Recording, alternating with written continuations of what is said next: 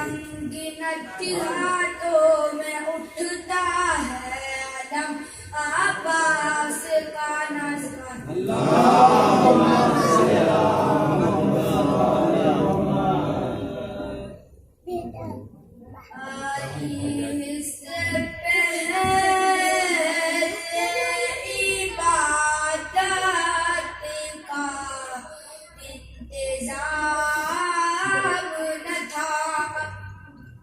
से पहले इबादत का इंतजाम न था अली से पहले इबादत का इंतजाम न था खुदा का घर भी बना था मगर इमाम न था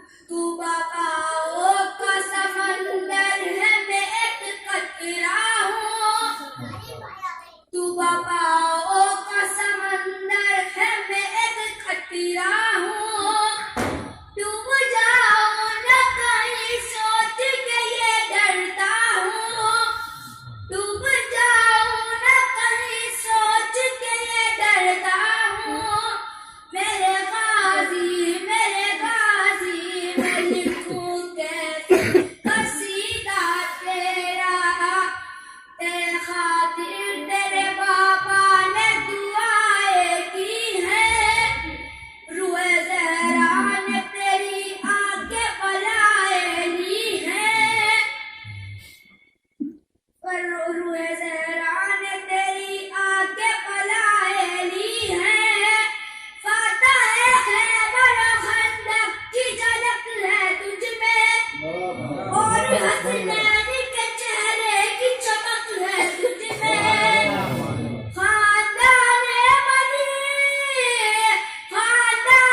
بنی ہاشم کا اجالا تو ہے جس کو مانگا ہے علی نے وہ زیادہ تو ہے میرے غازی میں لکھوں کیسے قصیدہ تیرا لہذا میں نے قرآن عظیم کی اس آئے واقعی ہدایہ کو ادارے بیان گفتگو کے لیے مطلع سخن قرار دیا ہے یہ قرآن عظیم کی بڑی اہم آئے واقعی ہدایہ ہے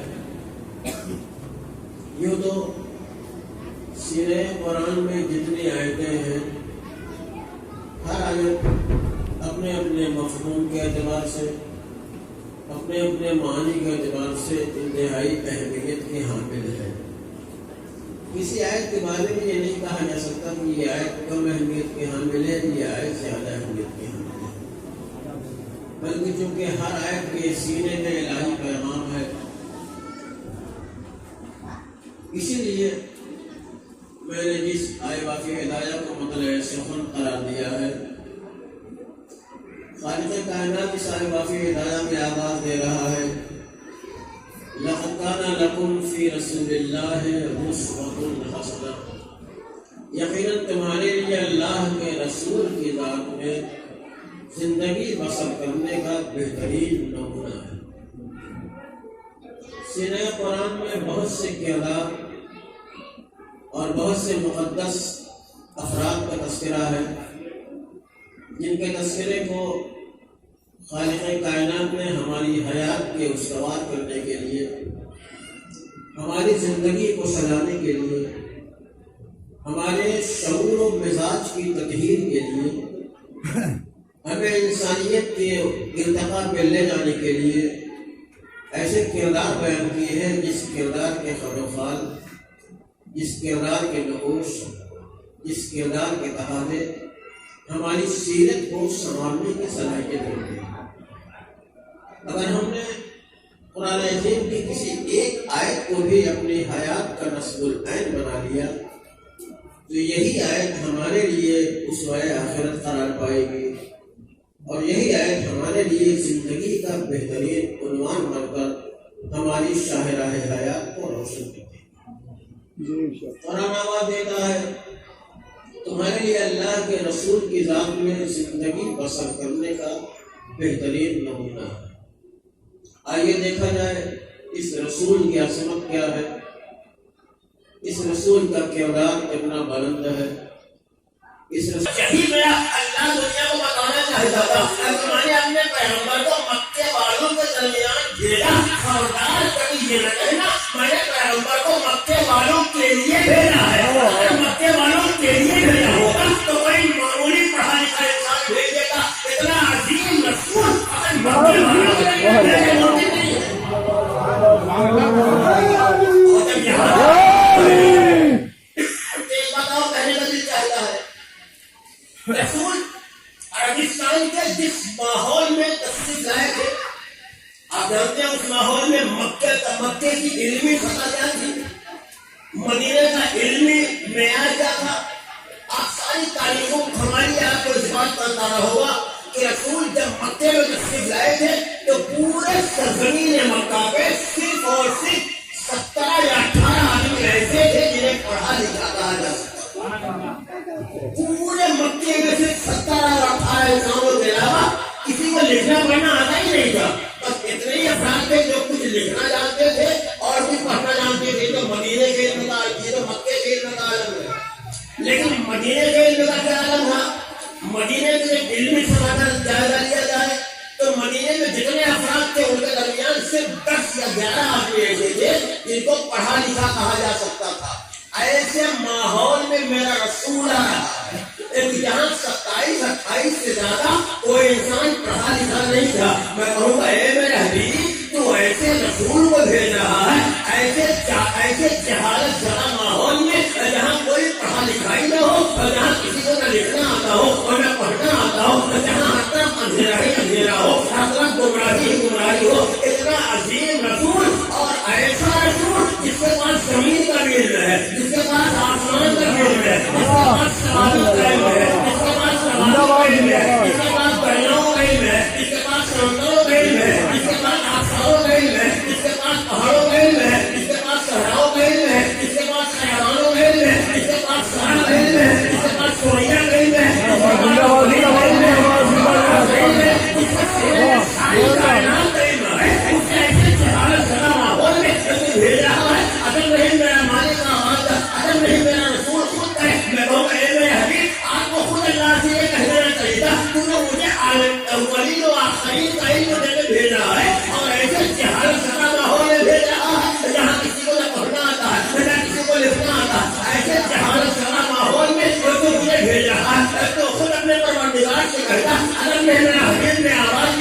यही क्या समझा कि तूने अपने महबूब को अपने बारगाह से दुनिया में भेज दिया, चाहिए कम से कम था। और उस पर तुम्हारा ये है कि ऐसे जहालत सका माहौल में भेज रहा है जहाँ किसी को लिखना पढ़ना आता ही नहीं। अरे मेरे कुदरत आवाज में मेरे हबीब और मैंने तुम्हें मक्के वालों के दरमियान भेजा है, लेकिन मक्के वालों के लिए नहीं भेजा है, मक्के वालों के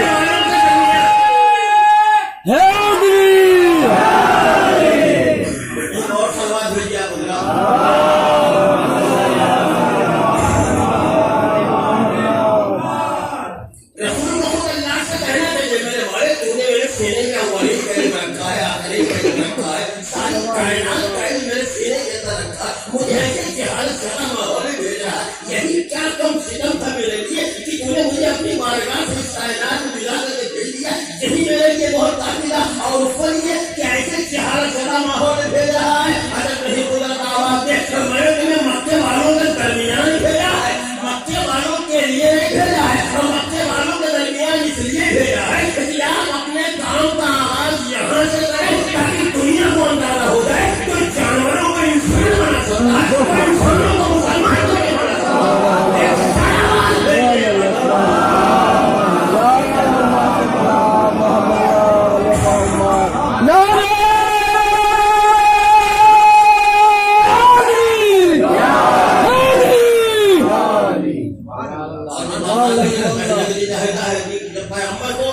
मौलिक कायनात बना के भेजा गया है तो बाहर का पैगंबर को इतने कमालात दे के जरूर भेजना होगा ताकि किसी दौर का इंसान कितने ही कमाल हासिल करे, पैगंबर के कमालात से पीछे रहे, पैगंबर के कमालात से आगे न जाने पाए।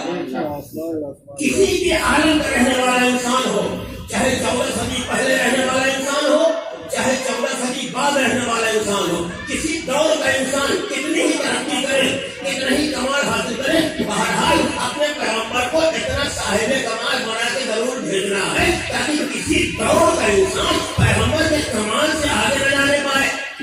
आज के जमाने में मुझे इन बातों को समझाना बड़ा आसान हो गया है। आज कायनात की तरक्की आपकी निगाहों के सामने है।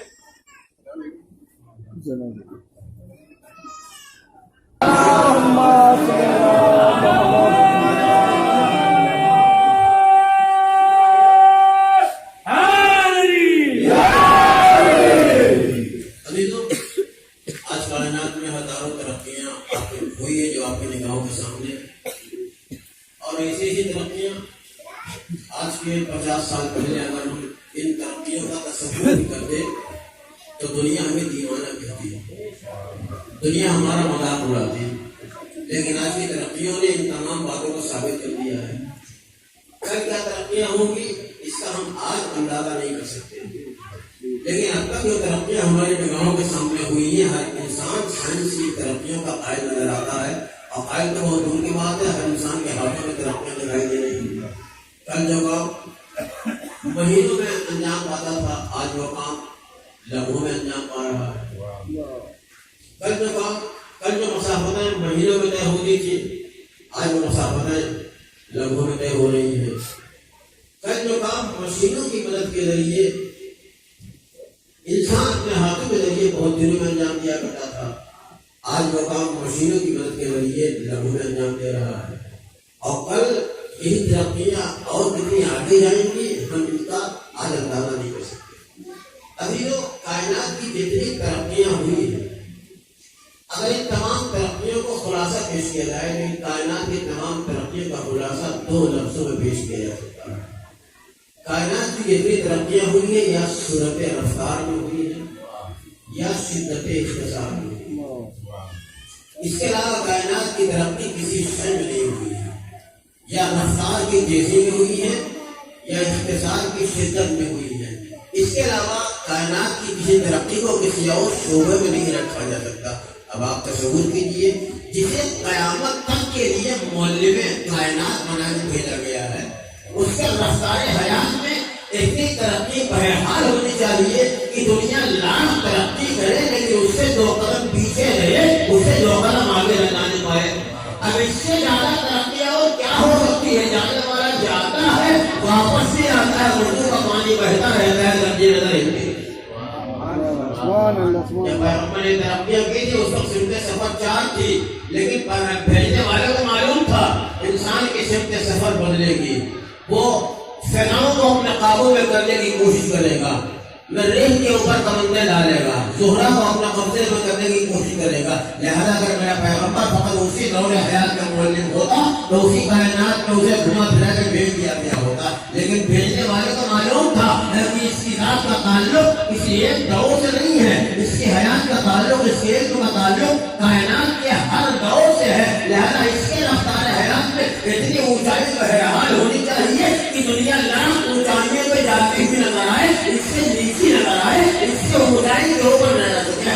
آج دنیا کے قدم فلک الافلاق تک گئے ہیں، آج دنیا کے قدم فلک دنیا تک گئے ہیں، اور دنیا اپنی اسی ترقی کو سب سے عظیم ترقی کا نام دے رہی ہے، لیکن اسے نہیں معلوم ہے کہ جس ترقی کو دنیا نے 1400 سال پہلے انجام دیا ہے، اور وہی مقام ہمارے نبی کا 1400 سال پہلے کا روزہ ہوا راستہ تھا۔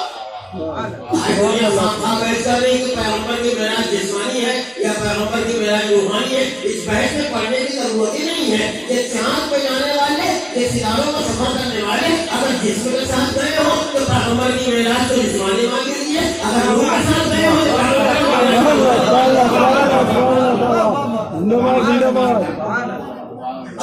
معراج کی منزل تک آپ کو لے آئے تو یہ بھی کہتا ہے کہ معراج کے واقعے کا کوئی رپورٹر ہے، معراج کے واقعے کا کوئی نامہ نگار ہے نہیں۔ پہلا آسمان طے ہوا، دوسرا آسمان طے ہوا، تیسرا آسمان طے ہوا، چوتھا آسمان طے ہوا، یہاں تک تو نامہ نگار مل جائیں گے، یہاں تک تو رپورٹر مل جائیں گے، انبیاء ملیں گے، مرسلین ملیں گے۔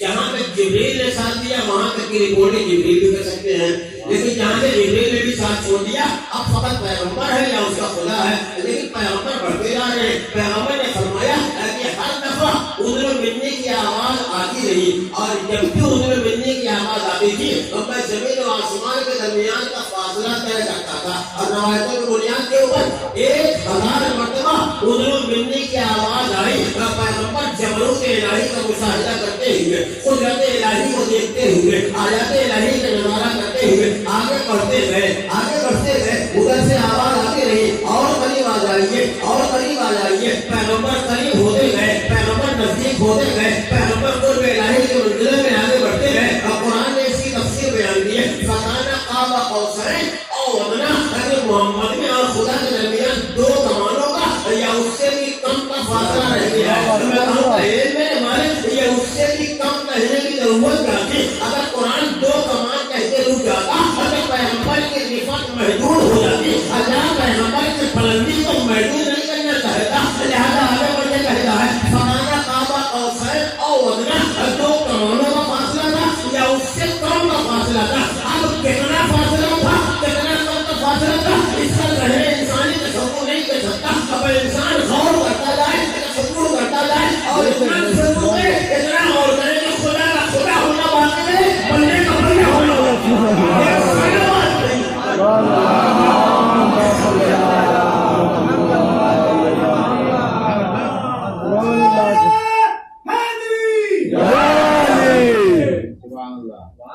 پیغمبر معراج کی منزل میں ہے، پیغمبر آواز دے رہے ہیں کہ اتنے میں غیب سے ایک ہاتھ نمودار ہوا جو آ کر میرے دوست کے اوپر ہوگا۔ آج بھی میں اس ہاتھ کی خنکی اور اس ہاتھ کی لذت کو محسوس کر رہا ہوں۔ جس مقام کے اوپر دوست پیغمبر پہ ہاتھ رکھا گیا تھا، اسی مقام کے اوپر اللہ علی نے اپنے پاؤں کو رکھے خانے کعبہ سے بتوں کی صفائی کی، لیکن جب علی دوست پیغمبر پہ سوار ہو کے خانے کعبہ کی صفائی کر رہے تھے تو ایک سوال پیغمبر نے کیا، اور جب صفائی کرنے کے بعد علی دوست پیغمبر سے زمین کے اوپر آئے تو دوسرا سوال علی نے کیا۔ اگر پیغمبر کی روش کے اوپر سوار ہونے کے بعد علی بتوں کو توڑ رہے تھے تو رسول نے پوچھا یا علی تم کیسا محسوس کر رہے ہو؟ علی نے یہی جواب دیا، میں اپنے کو اتنا بلند پا رہا ہوں، اگر چاہوں تو ہاتھ بڑھا کر سنانے کو یہ جملہ مبالغہ رہ جاتا، اگر سنانے کو علی کی تحریک کے اوپر نوازائی کرنا۔ علی دوست پیغمبر سے اتنے زمین کے اوپر آئے اور آواز کی یا خدا میں اتنی بلندی سے زمین کے اوپر آیا لیکن مجھے کوئی چوٹ نہیں آئی، مجھے کوئی شخص نہیں پہنچا، مجھے کوئی ایزا نہیں محسوس ہوئی۔ رسول نے آواز کی، اے علی ارے تمہیں چوٹ کیسے آ سکتی ہے، تمہیں ایزا کیسے آ سکتی ہے، تم سید الاوصیاء ہو، تمہیں سوال کرنے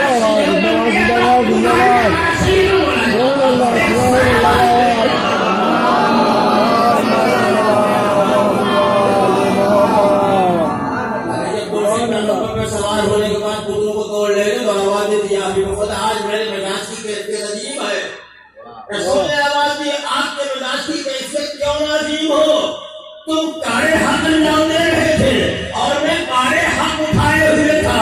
اس کا مطلب علی کا بار حق کا بار ہے، علی کا بوجھ حق کا بوجھ ہے۔ اسی لیے رسول نے فرمایا ہے علی مال حق والحق مع علی، اللہم عدل الحق ہے سمادار، علی حق کے ساتھ ہے، حق علی کے ساتھ ہے۔ اے دنیا والو اب جہاں جہاں حق نظر آئے سمجھنا وہاں وہاں علی ہے، تو بچے میں لفظوں کو بدل کے آواز دو۔ اب اگر حق کو تلاش کرنا ہے تو علی کے نقش قدم کو ڈھونڈنا پڑے گا، جہاں علی علی حق نظر آئے گا،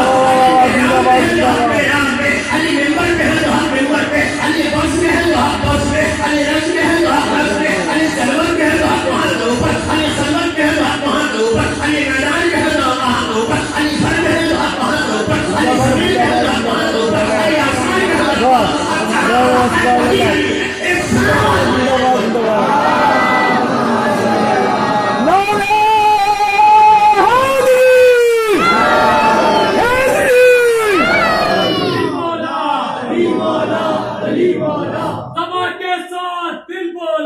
علی مولا علی مولا اور ایک میزان میں تولا، علی مولا علی مولا سوا کے ساتھ دل بولا، علی مولا علی مولا نعرہ حیدری۔ یا علی یہ تو رسول کا کمال اور یہ علی کا کمال ہے۔ ایک جملہ اور کہنے میں دل چاہتا ہے، کبھی کبھی اگر باپ بڑا ہوتا ہے، بہت بڑا باپ ہو تو بیٹے کی شخصیت باپ کے نیچے دب جاتی ہے۔ اگر باپ بہت بڑا بڑھ کے دنیا میں چھا گیا تو بیٹے کی شخصیت سے جوہر نہیں نکل پاتا، وہ اپنے باپ کے ذریعے پہچانا جاتا ہے۔ مثال پیش کر تو برگد کے پیڑ کے نیچے آپ کوئی پودا لگائیے وہ کبھی پنپ نہیں سکتا۔ جب باپ بہت بڑا ہو جاتا ہے تو بیٹے کی شخصیت کا جوہر نکل نہیں پاتا۔ اب بتائیے کہ اس کائنات میں رسول سے بڑا کون انسان ہوگا؟ اب رسول کے تحت بہت سے افراد ہیں۔ رسول سب سے اہم بات کہ رسول کے ساتھ رسول کی بیٹی ہے، اور میں نے کہا جب باپ بہت بڑا ہوتا ہے تو بیٹے کی شخصیت دب جاتی ہے۔ لیکن قدرت فقط فاطمہ کو بنت رسول نہیں بنانا چاہتی ہے، قدرت فقط حسن و حسین کو نواسے رسول نہیں بنانا چاہتی، قدرت علی کو فقط رسول کا بھائی اور علی رسول کا داماد نہیں بنانا چاہتی، ورنہ ان کی شخصیت کا جوہر دب جاتا، ان کی شخصیت نکھر کے دنیا کی نگاہوں کے سامنے نہیں آتی۔ اس لیے فقط دنیا میں فاطمہ کو بنت رسول کے نام سے جانا جائے، حسن و حسین کو نواسے رسول کے نام سے جانا جائے، علی کو داماد رسول اور برادر رسول کے نام سے جانا جائے، نہیں۔ اب قدرت چاہتی ہے کہ رسول کی شخصیت کا اگر جوہر دنیا کے سامنے تو ان کی بیٹی کا بھی جوہر دنیا میں نمایاں ہو، ان کے نوازوں کا بھی جوہر دنیا میں نمایاں ہو. ایسا نہ ہو کہ اگر باپ بڑا ہو گیا ہے تو بیٹوں کی شخصیت کا جوہر دب ہے. شاید اسی لیے چادرے تبدیل کے مرکز میں سارے افراد جمع ہو گئے ہیں. کسی اور کو ذریعے دارو نہیں بنایا جا، بلکہ اللہ آواز دیجیے ہم فاطمہ تو بابوہا وبالہا ونوہا. فاطمہ ہے، ان کے پیچھے گوار ہے، ان کے شوہر نامدار ہے اور ان کے گلزار ہے. یعنی قدرت یہ بتانا چاہیے فاطمہ فقط بنت رسول ہی نہیں ہے، بلکہ فاطمہ وہ بیٹی ہے جو اپنے باپ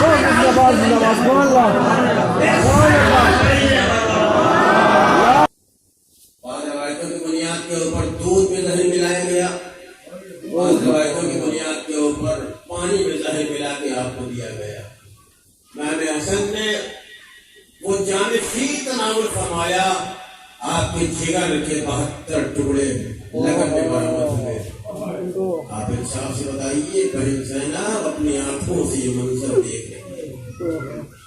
امام حسن کا جنازہ تیار کیا گیا، حسب وصیت لے جایا گیا، لیکن دنیا نے دیکھا امام حسن کے جنازے کے اوپر تیر برسائے گئے.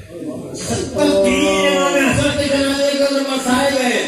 یہی وہ جنازہ ہے جو قبرستان میں پہنچنے کے بعد پھر گھر واپس آیا ہے. یہی جنازہ 2 بار اٹھایا گیا ہے. میں کہوں گا اے زینب، ارے یہ تو مدینہ کا منظر ہے، ابھی آپ نے تو اپنے بھائی کے جنازے میں تیر دیکھا ہے. اے زینب، ابھی وہ منظر آپ کے سامنے آئے گا جب آپ تیروں کے اوپر اپنے بھائی کا جنازہ دیکھیں گے.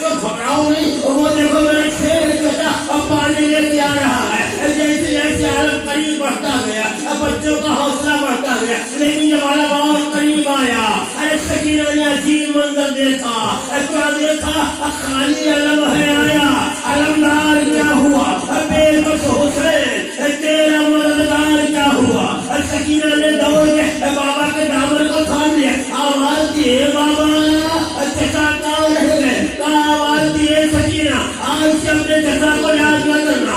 تیرے چچا اپنے سونے کٹائے فرات کے کنارے آرام کرنا. آباد ادارت چند فقے آؤ اور اسی میں ختم ہو جاؤ. کربلا میں ایک منظر تمام ہوتا ہے. شان غریبہ کا سنجانا نمودار ہوتا ہے. سیلانیوں کو اسیر کیا جاتا ہے. 1 سال تک زندان شام کے اندھیروں میں انہیں قید رکھا جاتا ہے. 1 سال کے بعد جب انہیں رہائی کا پیغام ملتا ہے تو کربلا یہ قافلہ آتا ہے. 3 روز تک حسین کا دن منایا جاتا ہے. 3 روز کے بعد جب یہ قافلہ یہاں سے چلتا ہے اب مدینے کے قریب پہنچتا ہے. جیسے ہی مدینے سے دور دیوار نظر آئے ام کلثوم نے مرثیہ پڑھا. مدینہ کا جدنا لا تقبلینا فبالحسنات والأحزان جینا اخرجنا منك بالاهلين جمعا ارجعنا لا رجال ولا بنينا. مدینے ہمارے آنے کو قبول نہ کرنا. اب جب یہاں سے گئے تھے تو ہماری گودیاں آواز تھی, ہمارے سروں پہ ہمارے والدوں کا سایہ تھا. لیکن اب جب پلٹ کے آئے ہیں تو ہماری ماں بھی اجڑ چکی ہے, ہمارا سہاگ بھی اجڑ چکا ہے, ہماری گود بھی اجڑ چکی ہے. اس کے بعد امام نے بشیر کو بلایا. آواز کی بشیر, ارے جب مدینے کے دور دیوار ملا اور مدینے کے گلی کوچے ملا اور ہمارے آنے کی خبر کر دے. بشیر مدینے کے گلی کوچے میں جاتا ہے, آواز بلند کرتا ہے, یا اہل یثرب لا مقام لکم بہا قتل الحسین فاطمئی مدرار. اے مدینے والوں, اب مدینہ رہنے کے قابل نہ رہ گیا. حسین کربلا کے میدان میں شہید کر دیے گئے. بشیر کا بیان ہے, جب میں پہلے بنی ہاشم میں پہنچا اور حسین کی شہادت کی خبر پہنچائی, ایک ضعیفہ عصا کا تکیہ کیے ہوئے میرے قریب بھائی, اے بشیر یہ کون حسین ہے جس کی دشمن لایا ہے؟ کوئی اور حسین نہیں, یہ وہی حسین ہے جو رسول کا نواسا ہے, فاطمہ کا دلارا ہے, علی کا پیارا ہے. اب یہ سنتے ہی اس ضعیفہ نے نلف پر اتر کے آواز دی, سن رہے ہو نا میرے سلطان, ارے حسین شہید ہو گئے لیکن عباس کی کوئی خبر نہ ملی. اب بشیر نے آواز دی, اے مومنہ, ارے ایسا نہ کہنا, ارے جب تک عباس زندہ تھا کسی کی مجال نہ تھی اور وہاں بھگا کر دیتا. اب پہلے عباس شہید ہوا, اس کے بعد حسین شہید ہوا. اچھا بتا میرا لال کیسے شہید ہوا؟ ارے بشیر نے پوری تفصیل بیان کر دی, پر 2 جملوں میں اماں نے پورا مرثیہ پڑھا. اے میرے لال, ارے جب کوئی انسان بلندی سے گرتا ہے تو اپنے ہاتھوں کو زمین پہ گر دیتا ہے, مگر ہر میرا لال عباس منہ کے بل زمین کربلا میں گرا. شاباش میرے لال, تو نے ماں کو سرخرو کر دیا, تو نے ماں کو فاطمہ کے سامنے شرمندہ نہ ہونے دیا. ابا حسین, ابا عباس.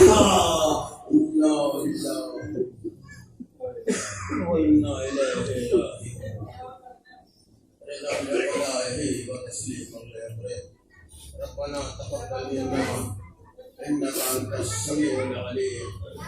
ما تبع حسين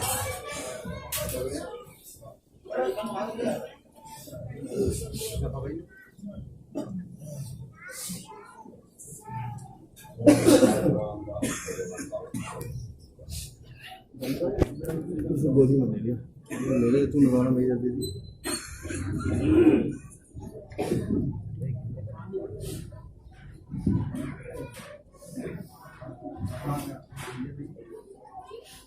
Hey,